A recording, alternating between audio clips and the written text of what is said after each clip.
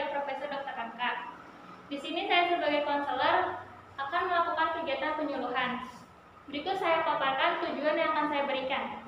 Tujuan utamanya, diharapkan para responden mengetahui pentingnya pola makan sehat dan aktivitas fisik, serta mengaplikasikannya pada kehidupan sehari-hari. Tujuan khususnya, diharapkan responden mengetahui definisi pola makan sehat, faktor yang mempengaruhi pola makan, dampak tidak menjaga pola makan, manfaat pola makan sehat, panduan pola makan sehat. Selanjutnya, mengetahui definisi aktivitas fisik, faktor yang mempengaruhi aktivitas fisik, dampak tidak menjaga aktivitas fisik, manfaat aktivitas fisik, dan cara melakukan aktivitas fisik yang benar. Langsung kegiatan inti, sekarang kita mengerjakan soal pretest. Nah, nanti di akhir kegiatan akan dilakukan soal post-test yang jadi penentu berlangsungnya kegiatan hari ini.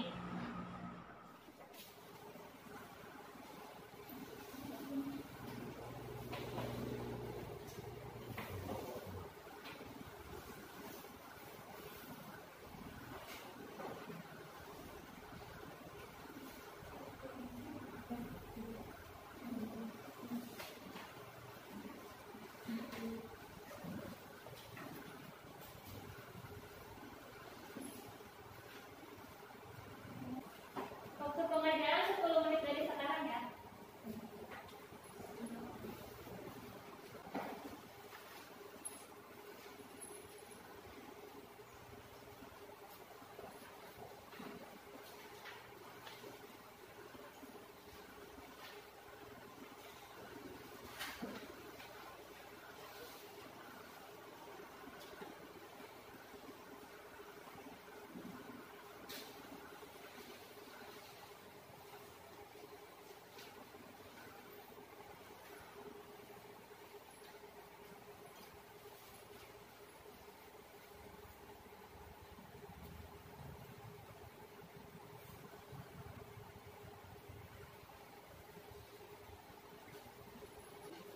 Baik, waktunya sudah habis. Mohon kerjasamanya untuk yang belakang bisa estafet ke depan.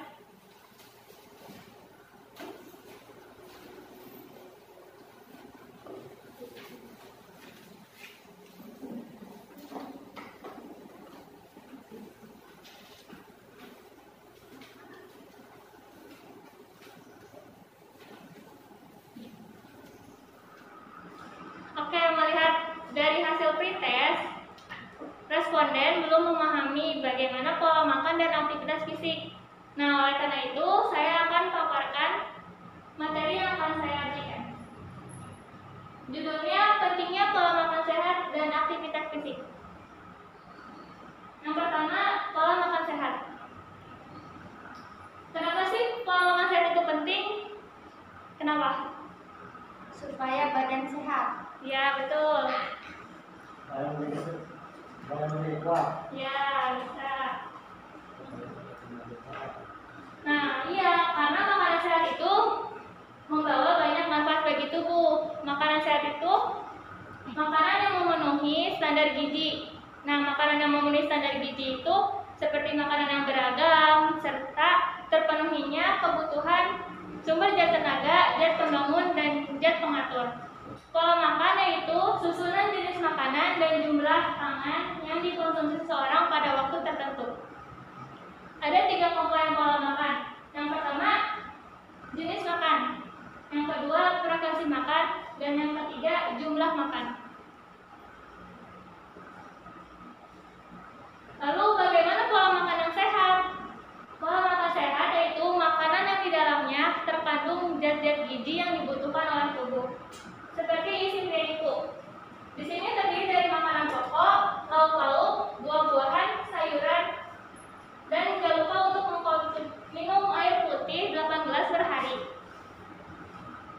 Selanjutnya, faktor yang mempengaruhi pola makan. Ada 2. Yang pertama, internal, yang berasal dari dalam diri seseorang. Contohnya Pak, bisa berupa emosi, kejiwaan, atau kebiasaan.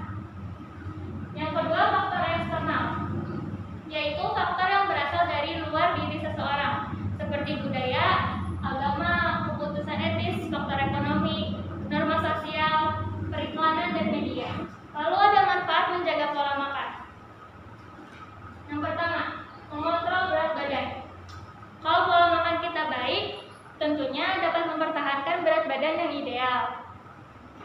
Yang kedua, menjaga sistem pencernaan.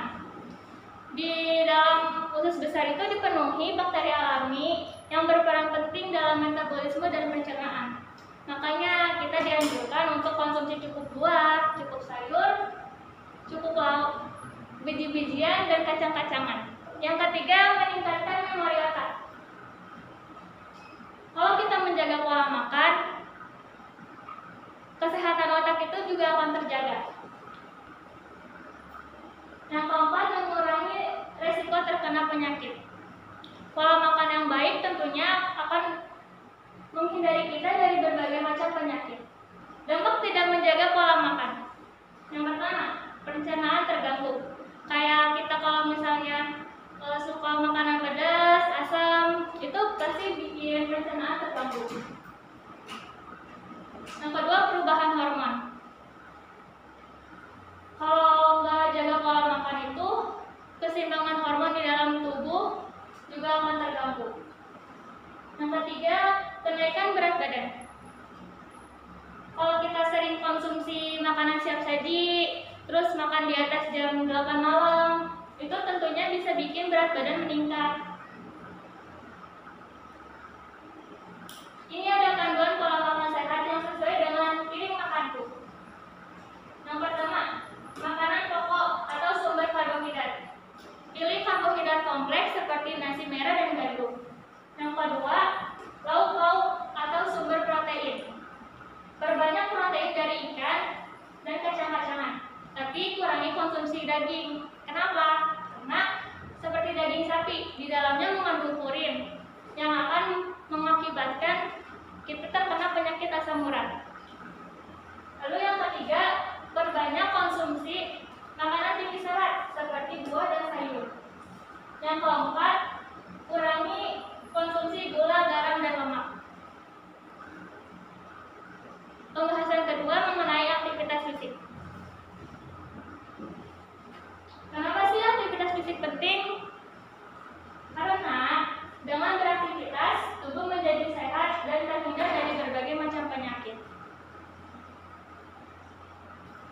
Aktivitas fisik itu setiap gerakan tubuh yang meningkatkan pengeluaran dan pembakaran energi. Aktivitas bisa dikatakan cukup jika kita memulainya dengan 30 menit setiap hari atau minimal 3-5 hari dalam seminggu.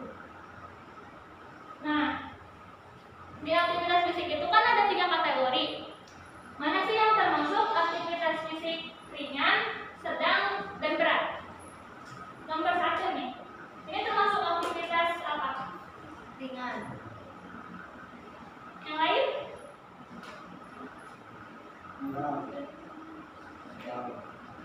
Nah, yang ini itu termasuk aktivitas berat. Oh, gambar 2. Ringan. Ya, betul. Gambar 3. Sedang. Betul. Nah, kategori aktivitas fisik berdasarkan intensitas dan besaran kalori. Yang pertama, aktivitas ringan. Contohnya, menyapu, mengepel lantai, dan memasak. Yang kedua, aktivitas sedang. Contohnya, turun tangga, bersepeda, dan berkebun.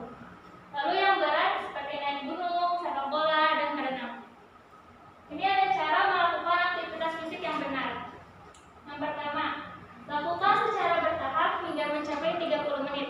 Atau kalau belum terbiasa, bisa memulainya beberapa menit. Yang kedua, lakukan aktivitas fisik sebelum makan atau 2 jam sesudah makan. Karena kalau perut kita kosong, olahraganya juga nggak akan maksimal. Tapi kalau terlalu banyak makanan, itu bisa bikin perut kita sakit saat olahraga. Kayak misalnya makanan berat. Jadi pilihlah makanan yang sesuai. Yang ketiga, awali dengan pemanasan atau peregangan. Manfaat aktivitas fisik. Yang pertama, mengurangi kecemasan. Yang kedua, mengendalikan stres. Yang ketiga, meningkatkan daya tahan dan sistem kekebalan tubuh. Yang keempat, mengendalikan kadar kolesterol. Dan yang terakhir, memperbaiki kelenturan sendi dan kekuatan otot. Dan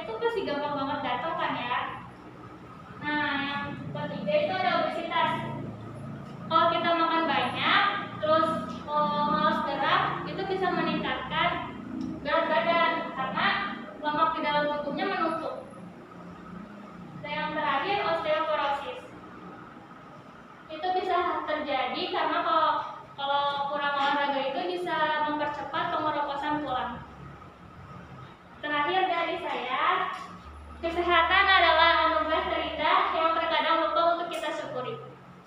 Sekian pemaparan dari saya, apakah bisa dimengerti? Baik, selanjutnya sesi tanya jawab. Saya buka sesi pertama dengan 3 pertanyaan.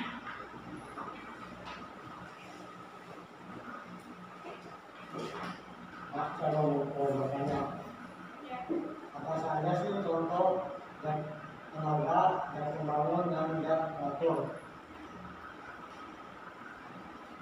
Ada lagi? Dan gizi apa saja sih yang dibutuhkan oleh tubuh? Pertanyaan ketiga. Tadi kan pola makan memiliki 3 komponen. Nah, apa sih yang dimaksud jenis makan, frekuensi makan, dan jumlah makan?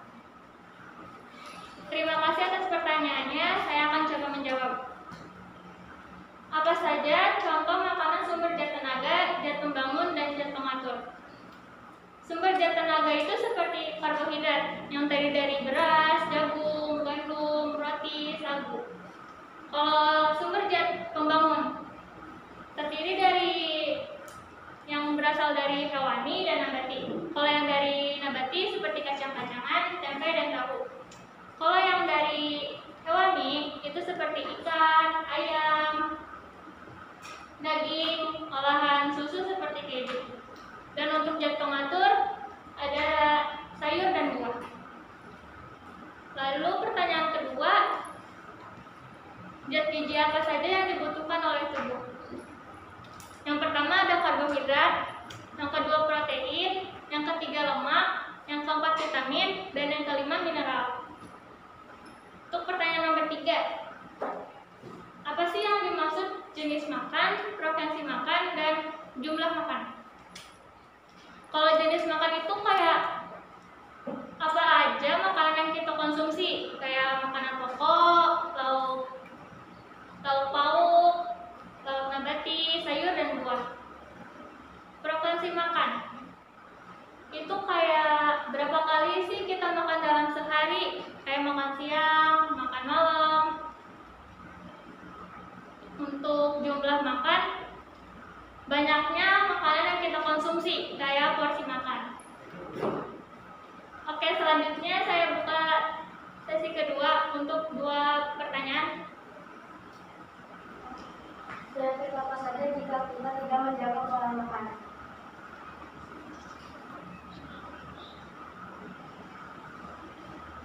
Pertanyaan kedua, Makanan apa saja yang dapat meningkatkan memori otak?